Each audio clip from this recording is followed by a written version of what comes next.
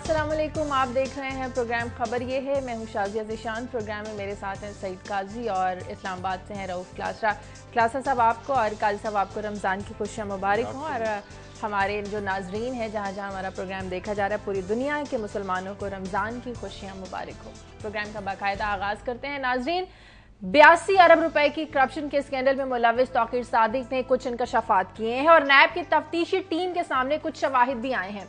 इन शवाहिद के मुताबिक साबिक वज़ीर आज़म यूसुफ रज़ा गिलानी, राजा परवेज अशरफ, रहमान मलिक और जहांगीर बदर का क्या रोल रहा, डॉक्टर आसिम ने क्या किया, ये बातें आपसे शेयर करेंगे। इसके अलावा तौकीर सादिक को वादा मुआफ गवाह बनने की भी पेशकश की गई है।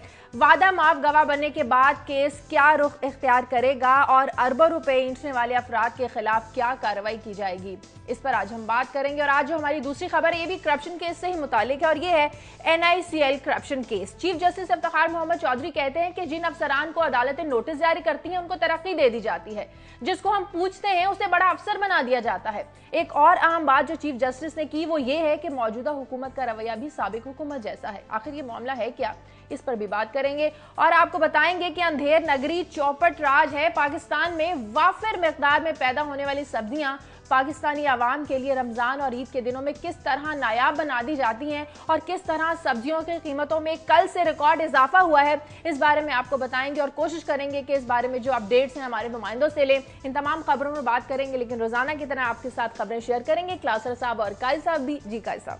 शाजिया, मैं आगाज़ में बात करूँगा ये जो हमारे सेहत का शोबा है। हम बात तो आफसाबाद की करेंगे, मगर आफसाबाद की बात के हवाले से हम देख सकते हैं कि पूरे मुल्क में क्या हो रहा है। किस तरह क्वैक्स जो हैं या अताई जिन्हें आप कहते हैं, वो जानवरों को लगाने वाली दवाइयाँ जो हैं वो इंसानों को लगा रहे हैं। इस पे हमारे साथ हमारे नुमाइंदा भी होंगे कैसिम नदीम साकी, जो हमें बताएंगे और उस पर फुटेज भी हम दिखाएंगे। एक और दूसरी जो दो खबरें मैंने मुंतखब की हैं वो भी कम दिलचस्प नहीं है। एक खबर तो ये है कि ये वो हैं आलमी यानी खबरें, और वो एक तो शाजिया ये कि अब ओबामा पर एक बड़ा दिलचस्प इल्ज़ाम लगा और इल्ज़ाम नहीं, ये हकीकत भी है कि उन्हें उनकी जो कैंपेन के दौरान उनके लिए पैसे इकट्ठे करते थे वो उन्हें बड़े बड़े ओहदे दे रहे हैं।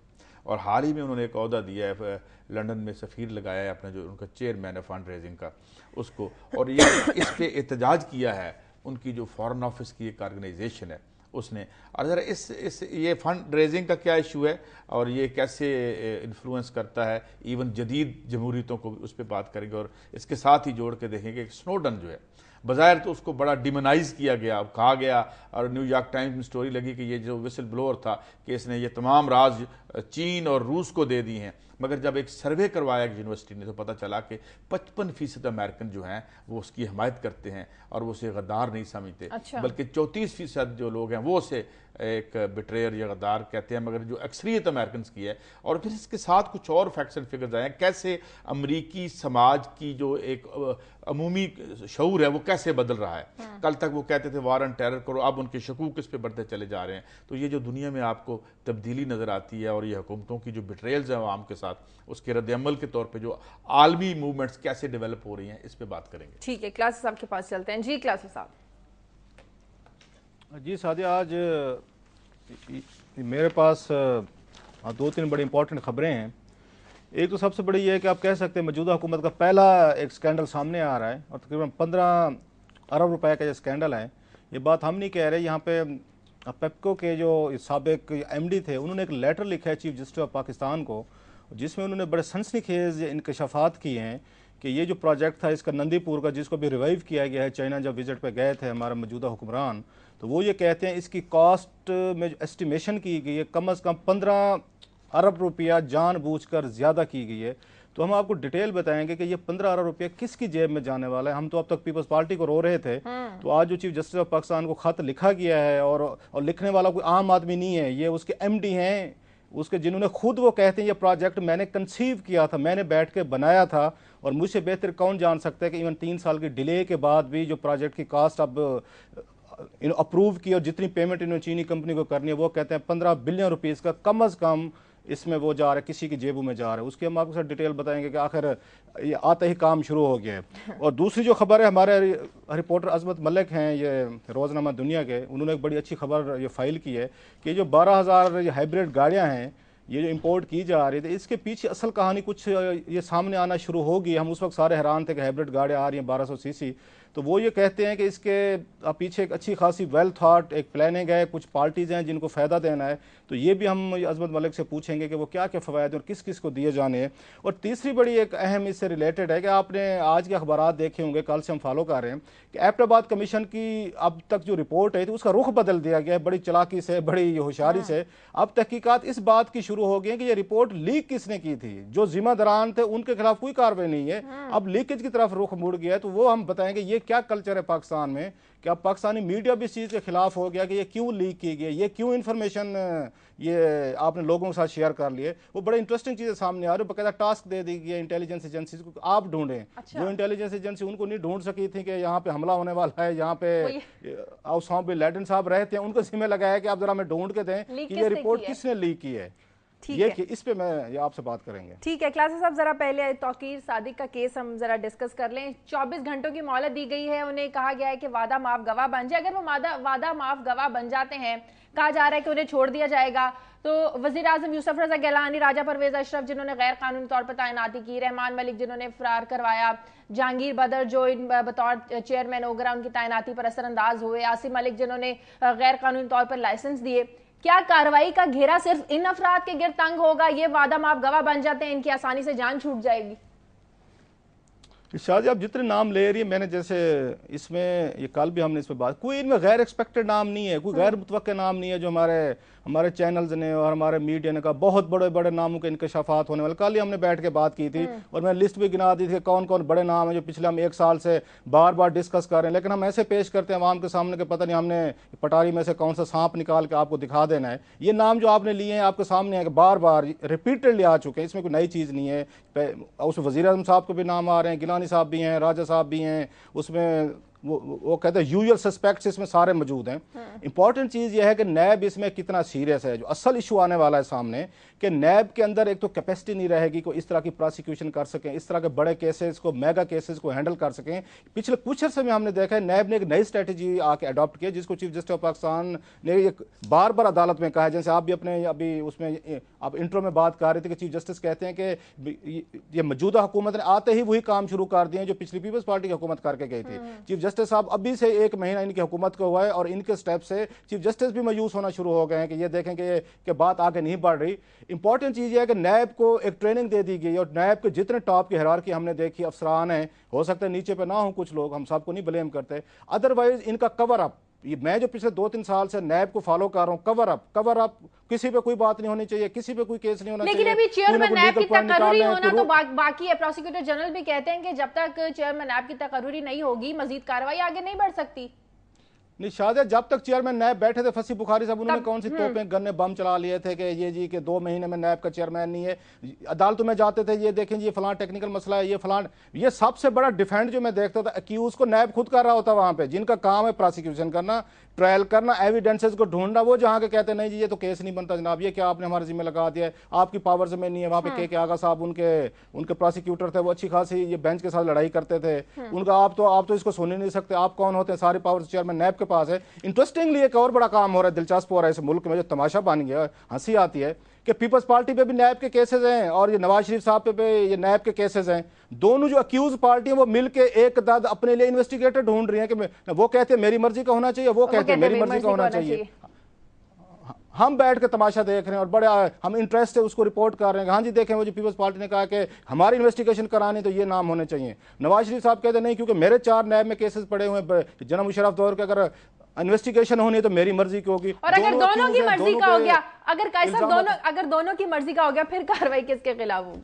मुकाबला कहानी आ जाएगी। देखिए कार्रवाई काफी हुई है यहाँ पे, कार्रवाई क्या होनी है, लेकिन बात समझने की ये है इसमें कि क्या ये करप्शन जो है ये इस निज़ाम का लाजमा है, और ये जो हमारे सामने एक शहरेड है या एक एक्सरसाइज शुरू हुई है कि जी ये अब ये दायरा कार वसी हो गया, कम हो गया। अभी सुप्रीम कोर्ट के जिस तरह वो कह रहे थे कि चीफ साहब कह रहे थे कि ये भी सीरियस नहीं लगते, मुझे लगता है कि करप्शन के हवाले से एक अंदरूनी कंसेंसस है और इन खबरों का, और इसका मकसद ये है अभी कुछ दिन 4 दिन हमने चला लिया, कुछ दिन और चलाएंगे, ये उसामा बिन लादेन, भाई उसामा बिन लादेन के एक गैर अहम आदमी था, छुप के बैठा हुआ था उसका, और हम चले जा रहे हैं, उसकी तदफीन ही नहीं होने दे रहे।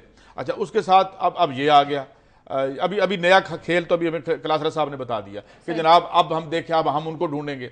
अब ये जी दायरा कार वसी हो गया, वो 24 MNA जिनका निकला ये है कि आज तक हमने कोई मीनिंगफुल कार्रवाई नहीं की, और जिस तरह से नैब ने भी यही किया कि कुछ थोड़े से पैसे निकाल लिए और वो अपना जो उनका वो इसमें कट है वो ले लिया, जो लीगल है। ब्रेक लेने का सर, ब्रेक का वक्त है नाज़रीन, ब्रेक के बाद वापस आता है।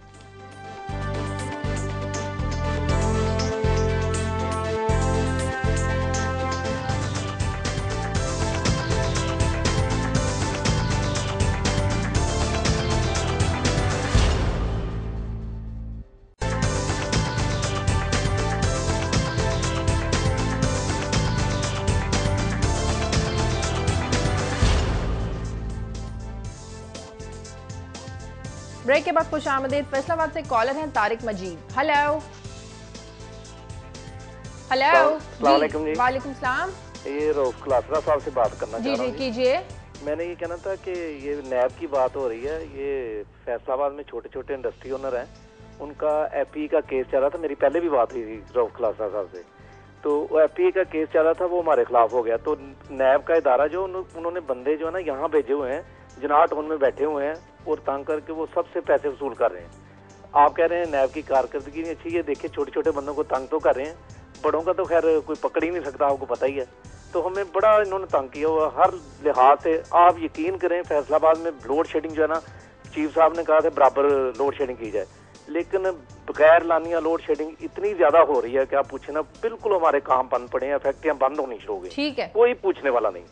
बहुत शुक्रिया तारिक मजीद आपका। जी क्लास इस हवाले से मैं एक बात क्लास साहब करेंगे, ये जो बिजली की बात की है नैब पे, तो वो बात करेंगे। कल मैं ख्वाजा साहब को देख रहा था और फिर मुझे याद आ रहा था कि हुकूमत में आने से पहले वो कितनी ट्रक्यूलेंस और कितना एग्रेशन होता था।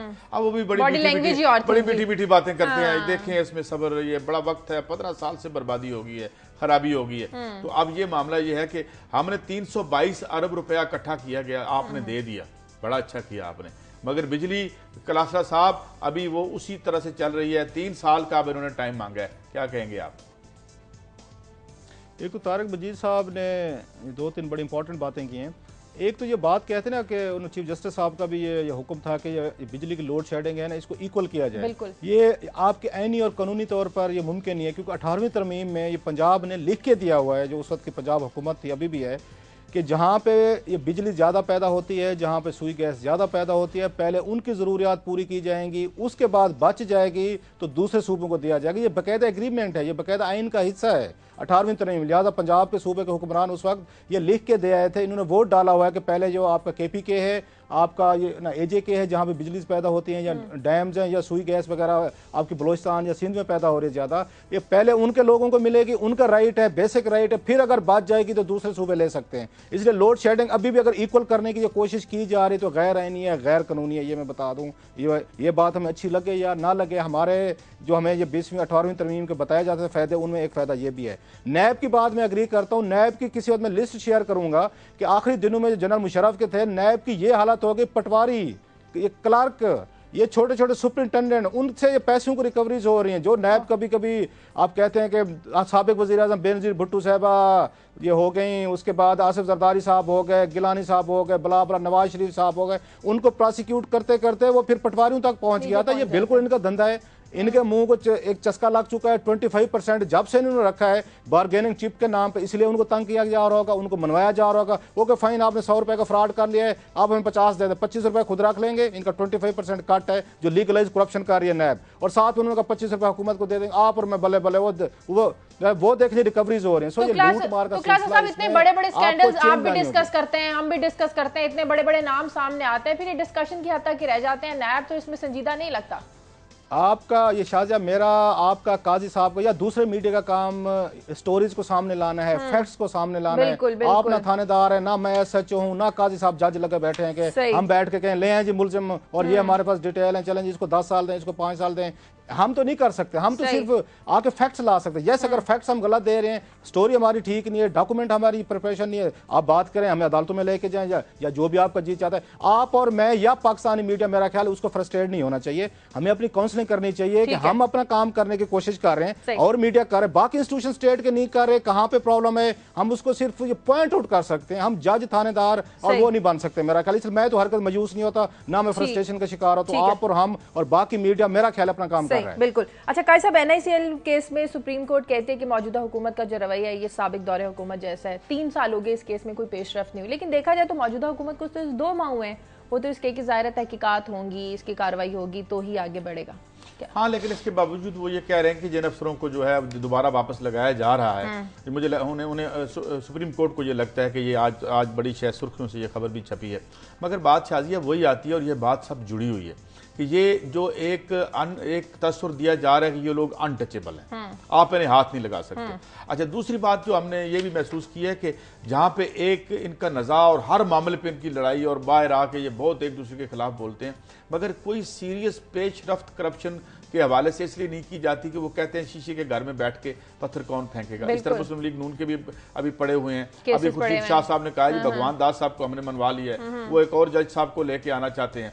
तो ये फार्स बन जाएगी, क्योंकि जो असल बात क्या है, असल बात ये है कि ये मुशर्रफ साहब जब गए थे तो तब भी लोगों ने कहा था वो गए, बड़ी उम्मीदें आई पीपल्स पार्टी, अब ये आए हैं तो अब फिर यही तस्वर था, नाक में दम हो चुका था लोगों के, बिजली, महंगाई, हर चीज़ सबके सामने दोहराना ज़रूरी नहीं है, लेकिन अब भी अगर यही तस्वर बनता है तो फिर हम लगता है कि हम ही कोशिश कर रहे हैं कि यहाँ अल तहरीर बनवा लें, कोई और कोशिश नहीं कर रहा। उसकी वजह यह है कि आप बात करते हैं जी क्लास वार की बात करते हैं जी, ना करें क्लास वार की बात। जब बड़ी ऊपर की क्लास वार का एक गैर एलानिया जो जंग का ऐलान कर देती है, ऐलान नहीं करती बल्कि जंग जारी कर शुरू कर देती है, वो बिजली में कीमतों के जरिए, अभी आप स्टोरी तीसरी करनी है उसके जरिए, और फिर जो इंसाफ करने वाले इदारे हैं उनकी फ्रस्ट्रेशन का ये आलम हो कि वो ये कहने पे मजबूर हो जाए, तो फिर इसका मतलब ये है कि बेसिकली आप अपनी जो हक हुक्मरानी है उसको इन डाउट लेके आ रहे हैं, और ये अवाम के लिए तो अजाब है ही, आपके लिए भी ठीक नहीं होगा। ठीक है, मुझे ब्रेक लेनी है, ब्रेक के बाद वापस आते हैं।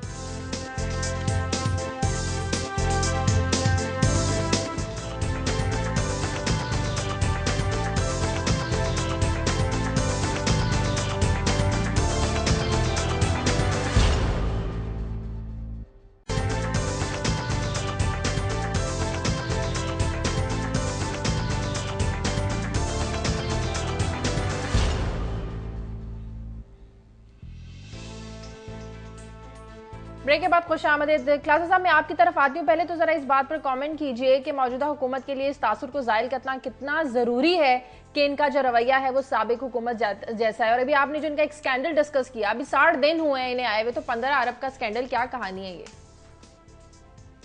शाहजहा, मेरा ख्याल है chief justice of Pakistan Iftikhar Muhammad Chaudhry साहब ने बिल्कुल राइटली और बड़ा उन्होंने, आप कह सकते हैं कि बाकी कौम और बाकी मीडिया हम तो बड़े सॉफ्ट जा रहे हैं कि हनीमून पीरियड है, नए आए हैं जी, अभी देखें जी ये है, लेकिन चीफ जस्टिस ऑफ पाकिस्तान मेरा ख्याल है बिल्कुल इस मूड में नहीं है कि ये हनीमून पीरियड क्या होता है हुकूमतों का, पहले दिन से है, इन्हें चीज़ें ठीक करनी चाहिए। और इन्होंने करना क्या होता है, इन्होंने आर्डर्स ही पास करने होते हैं कि कॉपरेशन करें, इन्वेस्टिगेटर को कहें, नैब को कहें, FIA को कहें, या जहाँ पर सुप्रीम कोर्ट ऑफ पाकिस्तान इनको कह रही इंप्लीमेंटेशन करें। जब पीपल्स पार्टी हुकूमत डिलेइंग टैक्टिक्स यूज़ करती थी तो उस वक्त नवाज लीग के अरकान जो है वहाँ पर पार्लियामेंट में शोर मचा आसमान में सर पे उठाया होता था। अब वो पीपल्स पार्टी तो खैर वैसे अक्यूज है, वो तो अदालतों में पेश और उनके खिलाफ केसेज हैं, अब ये भी चुप है। तो चीफ जस्टिस ऑफ पाकिस्तान की फ्रस्ट्रेशन अंडरस्टैंडेबल है कि जनाब कि आप आए हैं नारा लेके हैं कि बदला है पंजाब, बदलेंगे आप पाकिस्तान, तो बदल के दिखाएं सारी चीज़ों को, आप कोऑपरेशन करें। उस वक्त आज़ाद अदलिया आपको अच्छी लगती थी, आप कहते थे पाकिस्तान की तकदीर आज़ाद अदलिया के साथ है। अब आज़ाद अदलिया कह रहे हैं कि जनाब आप आएँ, तशरीफ लें, हमारे साथ तामुन करें, तामुन उनको मिल नहीं रहा। आप जिस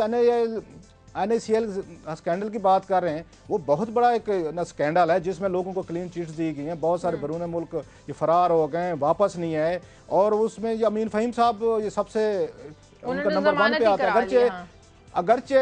अगरचे इस्लामाबाद में बड़ा एक मशहूर लतीफ़ा चलता है यहाँ पे कि अमीन फ़हीम साहब के उनके मिसेज के अकाउंट से सिर्फ 4 करोड़ रुपए निकले।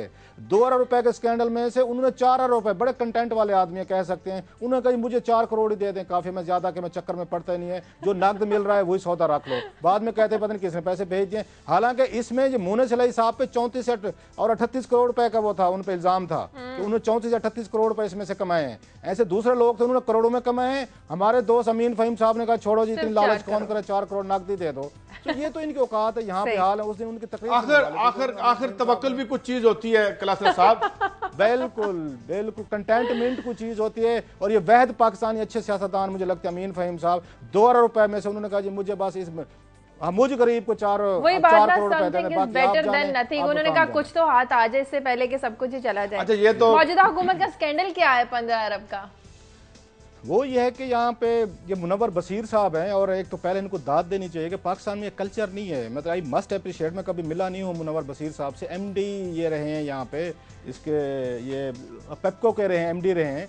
इन्होंने एक लेटर लिखा है चीफ जस्टिस ऑफ पाकिस्तान को, बड़े सनसनीखेज किस्म के इन्होंने इंकशाफात किए हैं। और बहुत कम होता है सिविल सर्वेंट या इस तरह के लोग जो टॉप पोजीशन पे सर्व करके जाएं वो किसी हुकूमत को टेक ऑन करने की इन द नेशनल इंटरेस्ट जुरत रखते हों। उन्होंने अपने खाते में जो चीफ जस्टिस का नाम भेजा है उसमें वो ये कहते हैं कि ये प्रोजेक्ट जो था मैंने एज एमडी के तौर पर इसको कंसीव किया हुआ है, और इसकी जो लागत उस वक्त 22 अरब रुपए के करीब बनाई गई थी, बड़ी थाट आउट थी, इस पर हमने रिसर्च की थी, काम किया था, उसके बाद रखी गई थी। उनका इसमें डिले ज़रूर हुई है, कोई शक नहीं। पीपल्स पार्टी हुकूमत को भी उन्होंने ब्लेम किया कि उन्होंने कहाँ पे लैप्सेज हुए हैं, ये वज़ीर आज़म गिलानी साहब से कितने लैप्सेज हुए हैं, उसके बाद राजा परवेज़ अशरफ साहब कितने जिम्मेदार हैं, लॉ मिनिस्ट्री को उन्होंने सारी चीज़ें रिकाउंट की हैं कि किस किस का पीपल्स पार्टी दौर में हुआ है। वो आप कहते हैं कि अभी जो मुआहदा कर रहे हैं हम चाइनीज़ कंपनी के साथ, टोटल उनको 57 हम बिलियन रुपीज़ देने को तैयार हो गए in the name of escalation cost. उसका उन्होंने जनाजा निकाल कर रख दिया, पोस्टमार्टम करके रख दिया। वो कहते हैं ज़्यादा से ज़्यादा भी आप इनको पैसे दे दें, अब कुछ भी कर लें, लेकिन 57 अरब रुपए नहीं बनते, वो आपके 40 अरब रुपए बनते हैं, 42 अरब रुपए। वो ये कहते हैं अपने खाते में, जो चीफ जस्टिस को लिखा है उन्होंने। अगेन आई वुड रिपीट, ये आम आदमी नहीं है, ये मेरा आपका काजी साहब का इल्जाम नहीं लगा रहा। लोग कहेंगे छोड़ें जी इल्जाम लगा रहे हैं, साफियों का काम ही होता है, कहते रहते। नो, ये एमडी पेप्को जिन्होंने ये बनाया था ये सारे का सारा मंसूबा, वो कहते हैं इस पूरी डील में कम अज कम वो कहते हैं मैं जानबूझ के ये आपको फिगर दे रहा हूँ, ये 15 अरब रुपए किसी भी पार्टी को फायदा दिया जा रहा है, ये कमीशन खाया जा रहा है, ये माल खाया जा रहा है। वो कहते हैं वाइट कॉलर स्कैम है, इसमें कुछ प्राइवेट पार्टीज पैसे कमा रही हैं, it's a mega scam. Again coming from MD ये पेप्को का letter chief justice of Pakistan को, जहां पे ऑलरेडी नंदी प्रोजेक्ट पे सुओ मोटो चल रहा है, उसमें कहते हैं कि इनकी बहादुरी देखें, सुओ मोटो चल रहा है।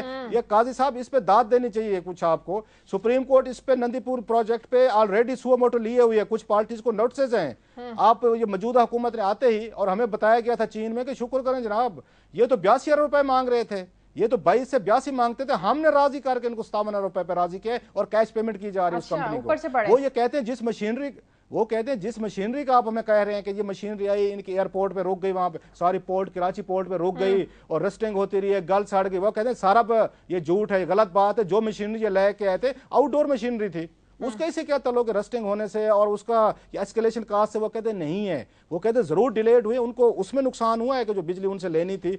और अगली बात वो कहते हैं ये जो मंसूबा था सबसे चीपेस्ट बिजली का था, इवन जो बेनजीर भुट्टो दौर में APPs के वो लगाए गए थे उससे भी हम सस्ता लगा रहे थे 2008 में 2009 में, जो उन्होंने आके अपने ये अपने दूसरे दौर हुकूमत 93 में APPs कहते उससे भी सस्ता प्रोजेक्ट था, बिजली सस्ती थी। और ये कहते हैं कि पाकिस्तान में जो फॉरेन कंपनी, जो बात आज मैं काजी साहब के साथ एग्री करने पे ना चाहते ही मजबूर हो रहा हूँ कि बहर के जो आते हैं जेब में भर के ले जाते हैं, ओवरसीज कंपनी जो है वो कहते हैं पाकिस्तानियों को लूट रही है। जब ऐसी करप्शन करनी हो क्लासर साहब, तो कौन नहीं चाहेगा कि हमारी मर्जी का चेयरमैन नैब लगे?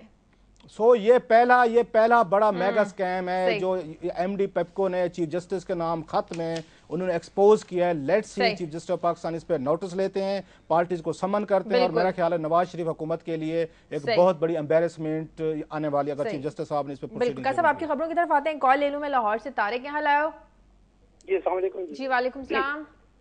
तारिक अर्ज कर रहा हूँ जी लाहौर से। जी बोलिए। मैं क्लासा साहब से एक चीज शेयर करना चाहता हूँ कि मैं को दाद देता हूँ जो ये जहाद कर रहे हैं इन हुक्मरानों के खिलाफ। दूसरा मैं ये कहना चाहता हूँ कि ये सब लोग मिले हुए हैं आपस में, और ये जो बेचारे लोग पेंशनर्स हैं, इस तरह के लोग हैं, उनका ये बेड़ा गर्क करने पे तुले हुए हैं। अभी इन्होंने जो इनकम सपोर्ट लेवी एक लगाया है टैक्स, ये जो लोग पेंशनर हैं इन्होंने पैसे अपने जमा करवाए हुए हैं। एक तो बैंक ने रेट जो है अपने स्टेट बैंक की वजह से कम कर दिए हैं, दूसरा उसके ऊपर वो लगा रहे हैं विद होल्डिंग टैक्स पे करते हैं, तीसरा उसके ऊपर ज़कात पे करते हैं। तो ये बताएं कि ये बेचारे किस तरह वो पहले ही पीछे हुए हैं, किस तरह से वो गुजारा करेंगे। ठीक तो है, ये इसके क्या मंतक है ये जो इन्होंने लेवी लगाया है। ठीक है, तो अगर इन्होंने उनको बहुत शुक्रिया तारिक आपका। जी क्लासा साहब इस पर कुछ कमेंट करें। जी तारिक साहब को पहले तो मैं अगर उनका शुक्रिया जी, मेहरबानी। दूसरी बात यह है कि मैं इसको जहाद नहीं समझता, मैं इसको प्रोफेशन समझता हूँ। ये मेरा प्रोफेशन है, I am paid for it. बंदे को अपने प्रोफेशन के साथ ऑनेस्ट होना चाहिए, उसकी जिसको उसकी तनख्वाह मिलती है। So I take it purely as a profession. जो हम काम कर सारे, और भी बहुत सारे अच्छे लोग हैं सारे के सारे काम कर रहे हैं। ये जो इनकी जो बात है जो हमने इसमें पहले भी डिस्कस किया है कि मैं इस पे हंसता हूँ कि चोरों को कहा गया है कि अपना चेयरमैन बना लो, और हम सारे उसको देख रहे हैं चेयरमैन को बनते हुए कि आप चोरों का चेयरमैन कौन होना चाहिए। तो वो देखते हैं चोरों का चेयरमैन कौन बनता है।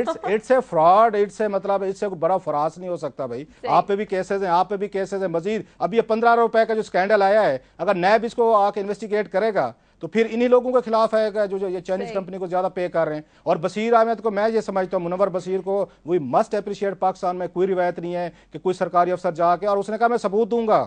उसने बकायदा जो अपना लेटर दिया है, लेटर के साथ उन्होंने मुनव्वर बशीर साहब ने बकायदा तौर पे एनेक्स्टर लगे हैं एक, और चीफ जस्टिस साहब को उन्होंने कहा है कि आप मुझे बुलाएंगे, मैं आऊंगा, मैं आपको सारी डिटेल दूंगा। और बड़ी इंटरेस्टिंग चीज इसमें ये है, जो आप ख्वाजा आसिफ साहब की बात कर रहे थे, उनकी बॉडी लैंग्वेज ढीली हो गई। ये ख्वाजा आसिफ साहब ही थे जो पावर के स्कैंडल लेके गए थे राजा साहब के खिलाफ, जिसे राजा रंटल उनका नाम पड़ा था। अब उन्हीं की वजारत के खिलाफ ये स्कैंडल आ गया। ये वाटर एंड पावर का स्कैंडल है, ये जहन में रखिएगा। अभी कुछ मेरे पास खबरें आई हैं, किसी ने मुझे मैसेज भेजे हैं कि स्टेक्स किस किस के हैं, ये जो आईपीपीज हैं इसमें किस किस के स्टेक्स हैं, और इसमें जो शेयर्स हैं किसने खरीद। मैं अभी नाम नहीं लेता क्योंकि अभी मुझ तक बात पहुंची, अभी इसको हमने वेरीफाई करना है। तो सारे तो बेनिफिशियरी हैं। हर हुकूमत का कोई ना कोई एक टॉप मैन होता है। हमने भी चाइना में देखा कि मौजूदा हुकूमत के भी एक टॉप मैन वहाँ पे गए हुए थे। लोग हैरान हुए, वो अपना जहाज लेके गए, जहाज में वो जो रूलिंग फैमिली के कुछ लोग भी शामिल थे, वो भी उनके साथ ट्रैवल किया उन्होंने। वो प्राइवेट सेक्टर के बंदे हैं, वो बहुत बड़े बड़े बैंक चलाते हैं, उनका बड़ा बड़ा कारोबार है, और उनकी लंबी कहानियां हैं वहाँ पे। मुझे लगता है कि ये जिसकी तरफ इशारा आज मुनव्वर बशीर साहब कर रहे हैं कि कुछ पावर कंपनीज जो हैं वो उनके साथ मिल के 15 अरब रुपए का एक डाका पड़ने वाला है लोगों की जेबों पे। तो अगेन हर दौर में, जनरल मुशर्रफ के दौर में एक कुछ जी साहब थे, वो चलते रहे। कोई हमने पीपल्स पार्टी दौर में देखा, कोई मलिक साहब थे, वो चलते रहे। अब हम देख रहे हैं तो कोई मियां साहब हैं, वो चल रहे हैं, जो अपना प्राइवेट जेट लेके चाइना तक पहुंचे हुए थे। ये लूट मार का सिलसिला चल रहा है। मेरे ख्याल में इस तरह ये चल नहीं सकेगा। और जब खबरों की तरफ आते हैं, लेकिन उससे पहले मुझे एक ब्रेक लेनी है। Take a break.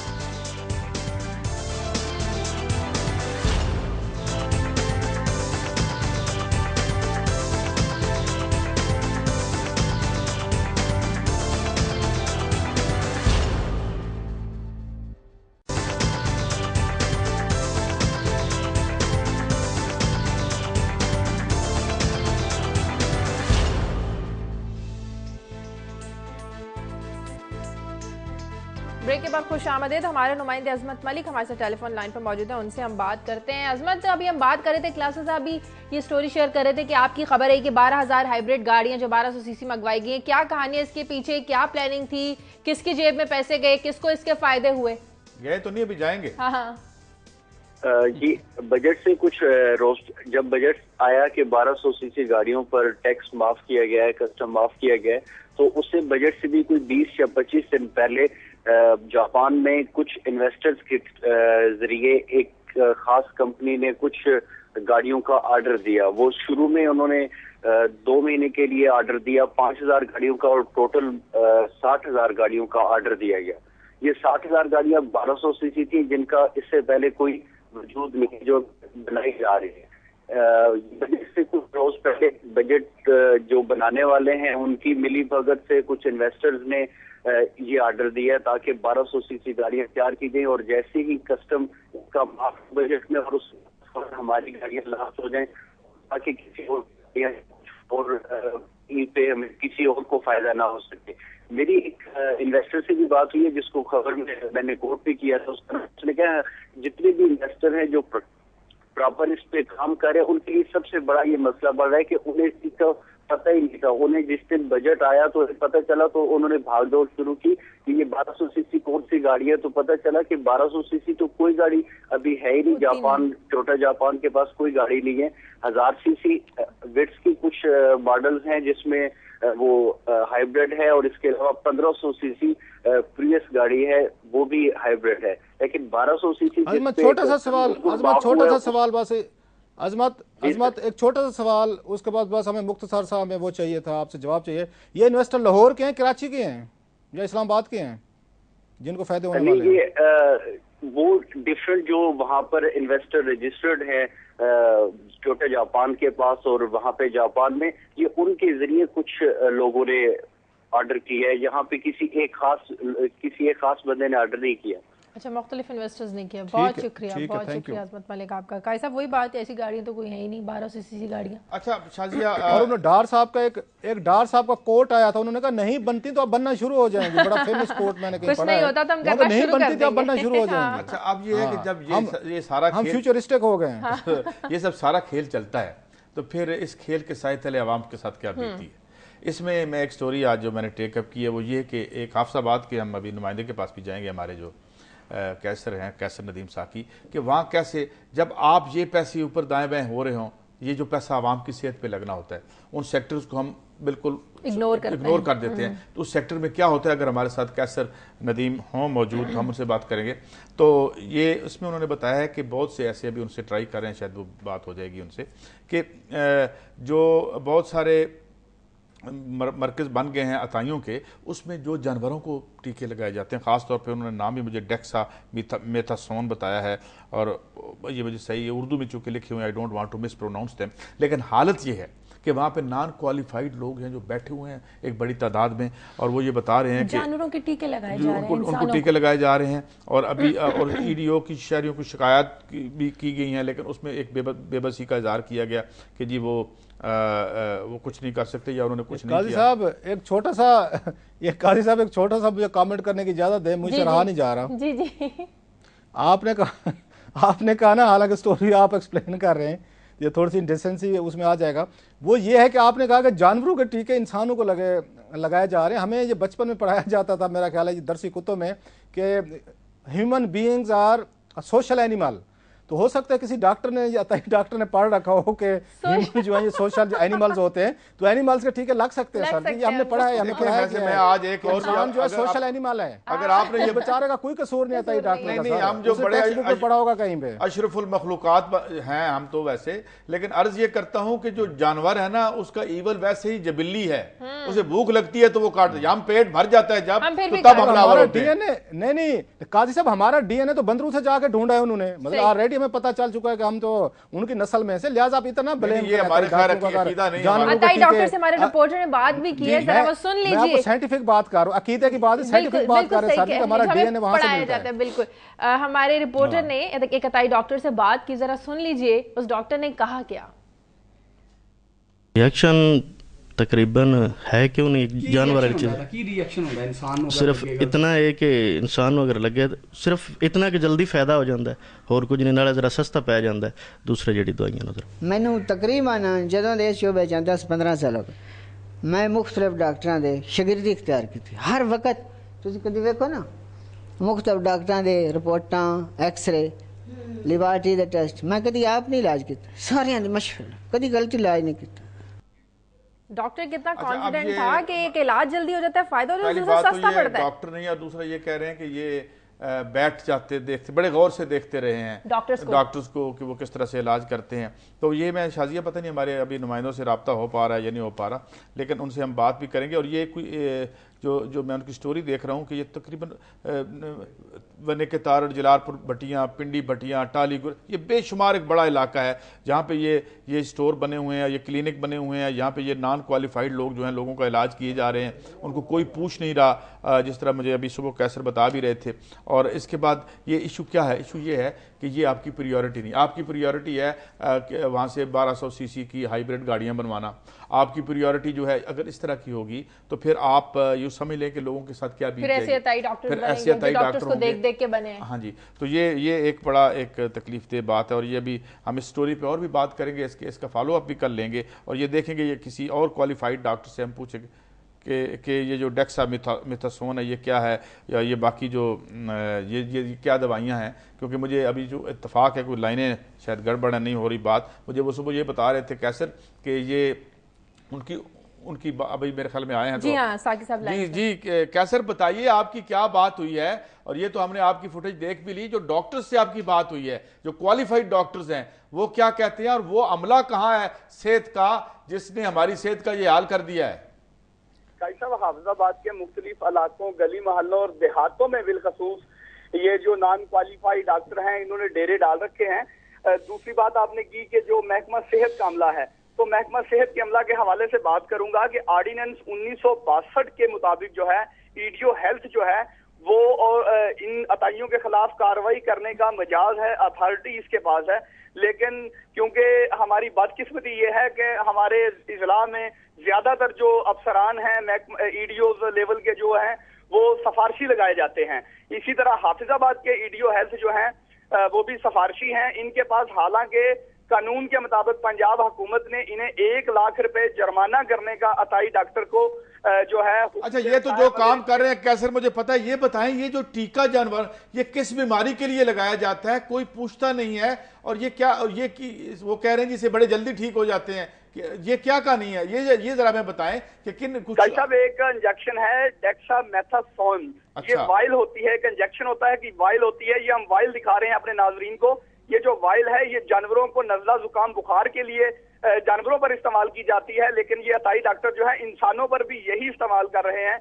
इसी तरह D12 होती है, वो भी जानवरों पर इस्तेमाल की जाती है। कैसर, कभी ऐसा हुआ कि ये जानवरों का टीका किसी शख्स को लगने से, किसी बच्चे को लगने से कुछ उसका रिएक्शन आया हो, कोई नेगेटिव रिएक्शन आया हो, तबीयत कुछ ज्यादा बिगड़ गई हो, कभी ऐसा कुछ हुआ? आपने ये भी बताया था कि आपकी क्वालिफाइड डॉक्टर से बात हुई थी, वो बता रहे थे कि इसके क्या मुज़र असरात हैं।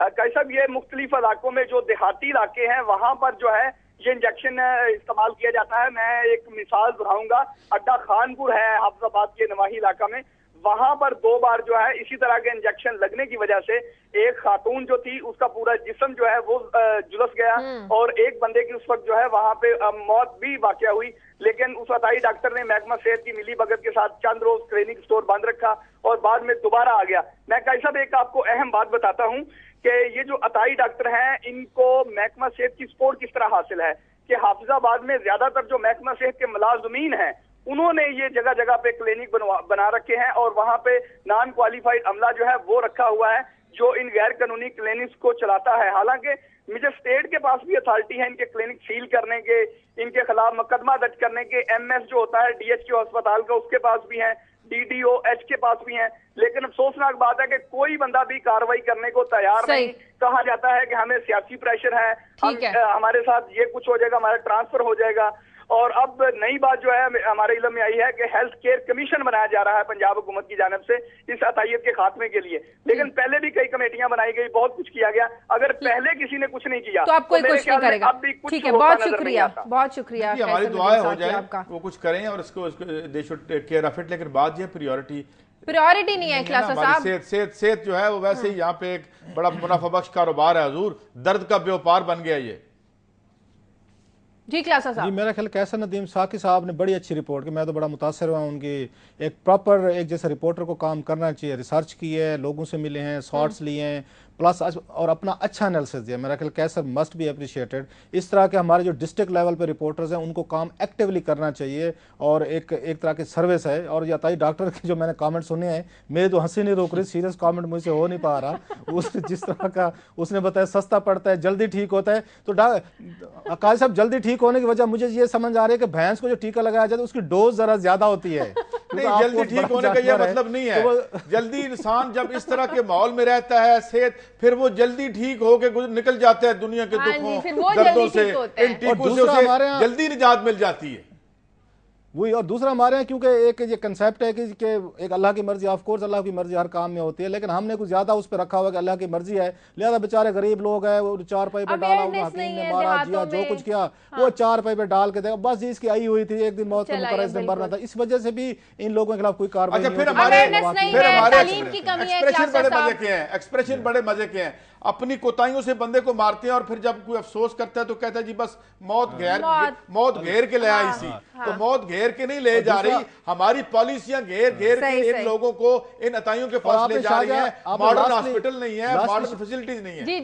जी क्लासा साहब, शाहजहां ने कहा ना कि ये देखे तलीम की कमी है, ये जिनके हमने स्कैंडल अभी आपके सामने डिस्कस किए अरबों रुपए के, ये आपका ख्याल है गैर तलीम याफ्ता है? जाली डिग्रियां तो इन लोगों की भी बड़ी निकली क्लासा साहब। नहीं, मैं कह रहा हूं जिनके अभी हमने आप आके 15 रुपए का स्कैंडल डिस्कस किया, अजमत मलिक की स्टोरी डिस्कस की है, ये बड़े ये पढ़े लिखे लोग हैं, बड़े ग्रेजुएट है, फॉरेन क्वालिफाइड हैं, ये ज्यादा क्रूक हैं, ज्यादा शार्प है। वो देहाती आदमी तो कभी कभी इस तरह की हरकतें कर लेता है कि भैंस का ठीक है इंसान को लगा दो कि जल्दी ठीक हो जाएगा। बदनवानी करने के लिए भी कुछ तालीम और तरबियत चाहिए होती है मेरे ख्याल में। नाज़रीन, प्रोग्राम का वक्त खत्म हो गया है। एक बड़ी अहम खबर हमने डिस्कस करनी थी कि सब्जियां किस तरह महंगी कर दी गई रमज़ान में। खास तौर पर बताया गया जो टमाटर है डॉलर से भी ज़्यादा महंगा हो गया है। कुछ दिन पहले तक टमाटर 50 रुपए किलो में फरोख्त हो रहा था कैसब क्लासा साहब, और कल जब बाजारों में लोग गए तो 150 रुपए फी किलो में टमाटर फरोख्त हुआ। क्या वजूहत है इसकी, क्यों इस तरह किया जा रहा है और उस पर नज़र क्यों नहीं की जा रही? प्राइस कंट्रोल जो कमेटियां हैं वो इस पर नजरसानी क्यों नहीं कर रही? क्यों चेक एंड बैलेंस नहीं है? इस पर ज़रूर हम कल अपने नुमाइंदों से बात भी करेंगे और इसकी वजूहत भी जानेंगे, लोगों का क्या रद्द-ए-अमल आ रहा है, इससे भी आपको आगाह करेंगे। प्रोग्राम का वक्त खत्म हो गया नाज़रीन, प्रोग्राम के लिए आप हमें फीडबैक दीजिए। खबर@दुनिया TV.tv पर इजाजत दीजिए। अल्लाह हाफिज।